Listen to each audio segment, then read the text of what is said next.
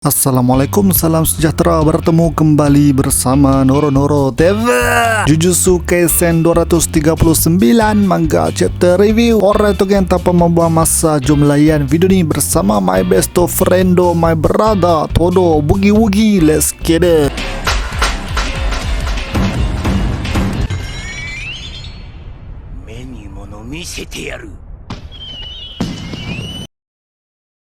Chapter ni bermula dengan kemunculan seorang puteri di kawasan Iwate semasa pertarungan Gojo menentang Sukuna tengah berlangsung di Shinjuku. Perempuan itu risau memikirkan mengenai situasi Killing Game sekarang. Melihatkan kebangkitan sorceress dari zaman silam, ada juga yang tak mau jadi pembunuh. Askar-askar turut diarah menyertai Killing Game dan ianya tetap tidak memuaskan hati Kenjaku. Jadi perempuan itu tertanya-tanya apa yang Kenjaku mahu. Dia rasa tindakan Kenjaku dengan memberi peluang untuk seseorang hidup semula hanya untuk dibunuh lagi sekali adalah begitu kejam. Perempuan itu sedang berlari dan tiba-tiba dia diserang oleh satu kespirit seperti obor-obor. Perempuan itu seperti lemas sambil Kenjaku tengah bercakap sesuatu. Kenjaku berkata, kalau rasa tak cukup, kita tambah perasa. Kalau terlebih rasa, kita cuba bagi secukup rasa. Semua sorceress yang dibangkitkan hanya seperti air dan perasa yang mana Kenjaku langsung tiada perasaan terhadap mereka. Perempuan itu cuba menyerang tapi Kenjaku betul-betul perangkapkan kepala dia dan berkata walaupun Kenjaku tak mempunyai perasaan kepada mereka, mereka semua ni terlalu baik untuk dilepaskan begitu saja. Kalau tidak rugi, Kenjaku cuma guna serangan jentik dekat perempuan tu. Kenjaku ditanya soalan macam mana dia boleh tahu kedudukan para pemain Killing Game. Kenjaku telah pasangkan kes objek dan kes simbol untuk dia mengesan kedudukan pemain. Dia tetap kagum sebab banyak sorceress yang kekal berada dalam koloni. Mungkin sebab kalau keluar koloni nak kena sesuaikan diri dengan society dan tetap akan diburu, jadi ianya turut meletihkan. Seseorang yang muncul itu bertanya kenapa Kenjaku masih bercakap dengan perempuan itu yang telah mati. Kenjaku mesti suka bercakap memandangkan Kenjaku telah hidup terlalu lama. Kenjaku membalas yang dia hidup lama tapi kawan dia makin berkurang. Jadi dia minta lelaki yang muncul itu iaitu Hazenoki untuk jadi kawan dia. Kalau nak jadi kawan Kenjaku, syaratnya ialah tak boleh buat Kenjaku bosan dan kena setaraf dengan dia. Dan kemudian Kenjaku kata dia cuma bergurau. Hazenoki menolak kerana dia dah penat kawan dengan orang yang berambut panjang. Sebelum ini kan dia pernah jadi member baik Mamat Boxer Reggie. Kenjaku seterusnya melihat situasi perlawanan Gojo menentang Sukuna yang melihatkan Gojo baru saja terbelah badan. Kenjaku kagum dengan kebolehan mahoraga yang digunakan oleh Sukuna untuk kalahkan Gojo. Hazenoki berpendapat yang setelah Gojo kalah dah tentu Sukuna akan target Kenjaku pula dan Hazenoki mahu menolong Kenjaku sekiranya ianya berlaku. Tapi Kenjaku menolak sebab dia awal-awal lagi pasang ke spirits untuk memerhatikan situasi di Shinjuku. Kenjaku akan tahu siapa yang berkumpul atau siapa yang tinggalkan Shinjuku berdasarkan kuantiti kes energi. Dia juga boleh tahu dengan mudah jumlah kes energi Okotsu Yuta yang digelar sebagai sorcerer kedua yang terkuat. Kenjaku juga ambil langkah berjaga-jaga ke atas sorcerer seperti Maki yang memiliki kekuatan fizikal yang menakutkan dan sorcerer yang memiliki kes teknik teleportation iaitu adik kepada Mei